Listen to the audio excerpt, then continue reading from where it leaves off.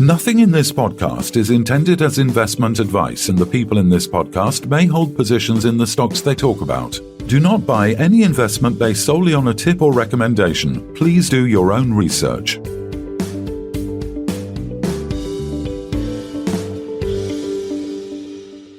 Hello and welcome to the Midweek Takeaway. I'm Phil Carroll, and today we're joined by Callum, Sommerton, CEO of Chill Brands. Welcome back, Callum. How's things?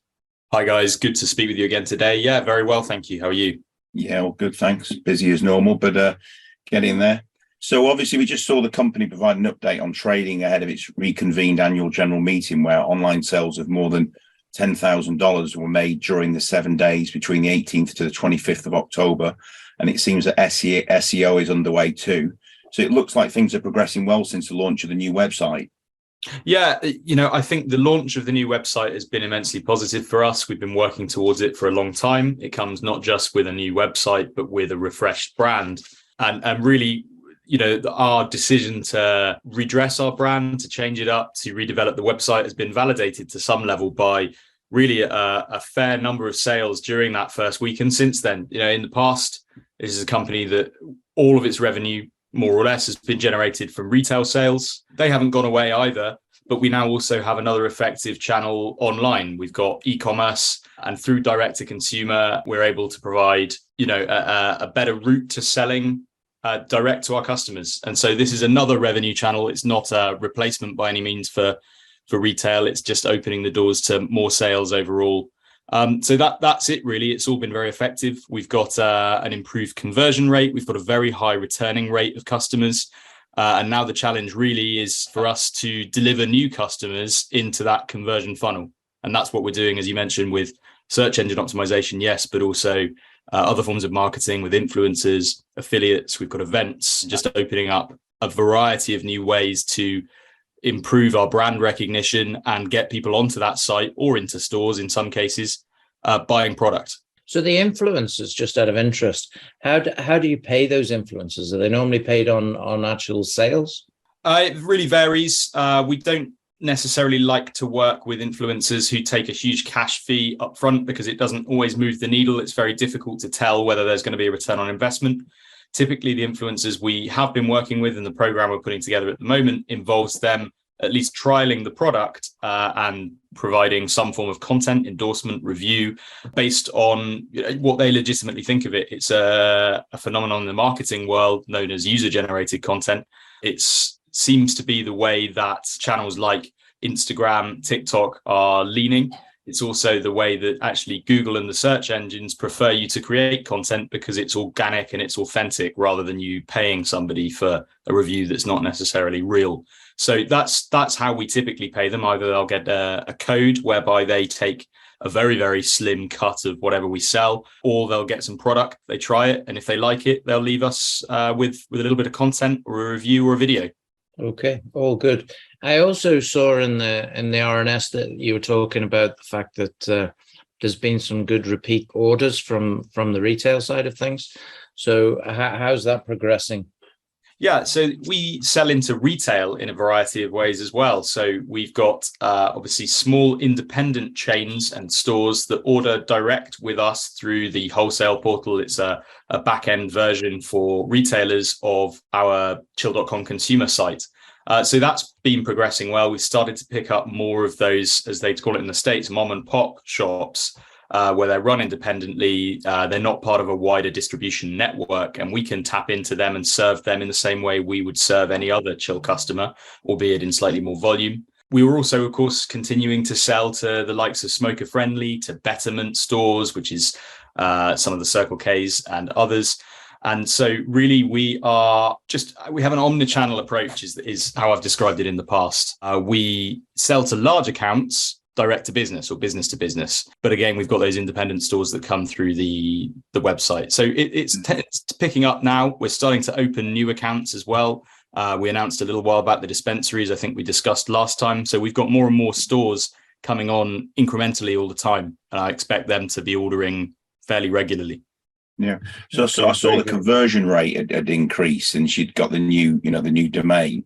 So it's 605% increase. So what is it that you're doing on the new domain and the new website that you weren't doing on the old one? So how have you actually, because obviously click-throughs are interesting, but it's the conversion rate that counts, right?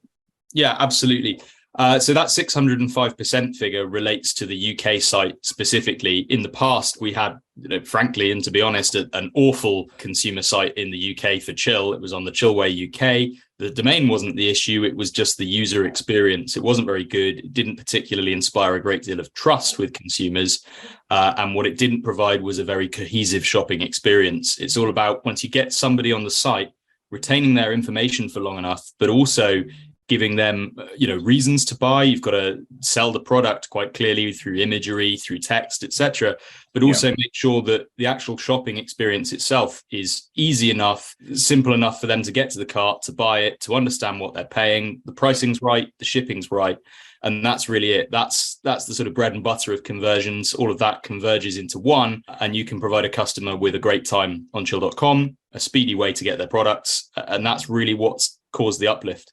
Good. And I mean, $10,000 in a week isn't going to change the world. But at the same time, from our previous discussions, you talked about trying to get that £10,000 a week or £40,000 a month dollars online. It must be encouraging that in the first week, okay, you did have some tokens and sales, but to actually hit your ongoing target in a week must be encouraging for you and the company. Yeah, very much so. In that first week and the first 24 hours, we did have a 50% off promotion, but the sales that rolled in during that week and those that we reported on in that RNS reflected across that full 7-day period. They've been very steady. We've been attracting new customers in the UK and the US. We're picking up new conversions from people who've never shopped with us before. And it is encouraging. Certainly $10,000 a month, $10,000 a week isn't going to set the world on fire. But as I said, that this is a supplementary source of revenue for us, given that all of our revenue, more or less in the past, has been made through sales direct to retail. So it's turning this on, making it work. And now we've got to deliver the traffic to it to keep it growing. Very encouraging. Still more to come. We're now working with, as I said in the past, some of those partners that are interested in coming onto the marketplace. The real key there is making sure that the back end all works, so that when we plug into their shipping stations, their fulfillment mechanisms, it's a very, again, cohesive experience for the customers. But I think, this is the baseline I would hope to hit now. We've got another source of income from online. It's something we can continue to grow. Conversions look good. Returning customer rates look good. And now it's a case of feeding new customers into that funnel. Yeah, and must be online. You've got very few overheads, so the actual EBITDA on each product sold must be much higher as well, you would imagine. Absolutely. The margins are better. The delivery to the customer, that is obviously simpler. We don't necessarily have to concern ourselves with measuring as much because it's all built into the model. We get the data straight out of the website. And so we can tweak our strategy, on an almost hourly basis if necessary. But yeah, very much so. Better margins and really just a direct link between the company and the customer.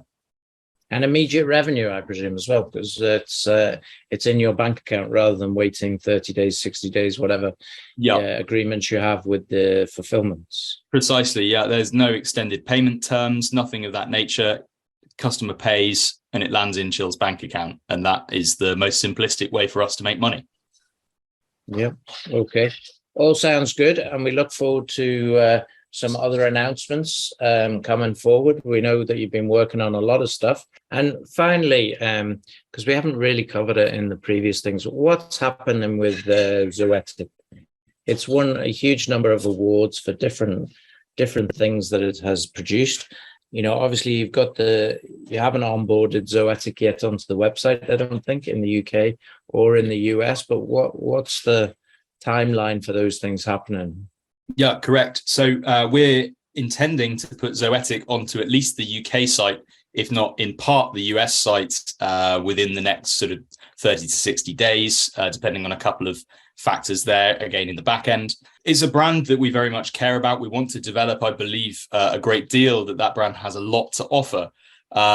Certainly our focus to date has been on chill, but I think what we're probably targeting here as Zoetic is onboarded to the chill site is aligning the brands together, bringing them back sort of full circle. So Zoetic is almost the kind of luxury wellness end of chill. It'll sit on that site. It's going to be a great example alongside some of our other partners of how the marketplace could work, because then they can immediately look at the site and see another brand property sat on the chill.com domain. But again, I think what I would say is that the topical CBD space, or the skin cream space and cosmetics, is incredibly saturated. And what we need to be very mindful of is making sure that we only pour energy and resources into those products from ranges that actually perform. Certainly within the Zoetic range, there are products that are very popular and do perform, things like our hand cream, our night cream, the tinctures. But we've also got to be realistic and make sure that we are doubling down on our successes and cutting loose our failures. And so I think, in a roundabout way, what you'll see is some consolidation of that range, us onboarding it onto chill.com, as I say, and us making sure that those two brands do work together and can benefit from one another. Yeah, okay. Well, looks good. And let's see what happens over the next, as you say, 30 to 60 days. We've got until the end of the year, and I'm sure there'll be quite a few more developments ahead of us. Absolutely. Good to speak to you both. Thank you. Callum Sommerton, CEO of Chill Brands. Thanks very much for your time. Thanks. This podcast was brought to you by Roast PR Limited. If you would like to appear on a future episode of The Sunday Roast, please email admin@thesundayroast.net.